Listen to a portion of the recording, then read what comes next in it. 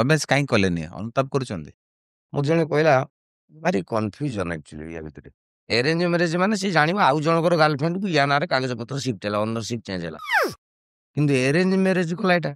Love marriage ମାନେ ତମେ ଗଛ ଲଗେଇଥିବ ଫଳ ଖାଇବ।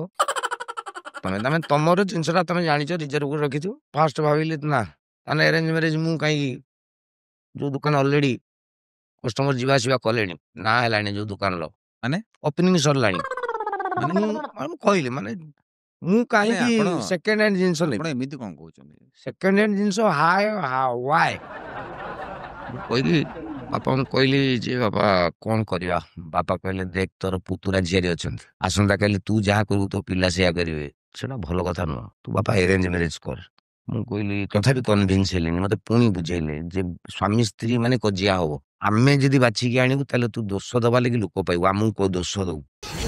ବ୍ରଡକାଷ୍ଟ ଏ ପଡକାଷ୍ଟ ଶୋ ପ୍ରତି ଶନିବାର ରାତି 9:30 ରେ।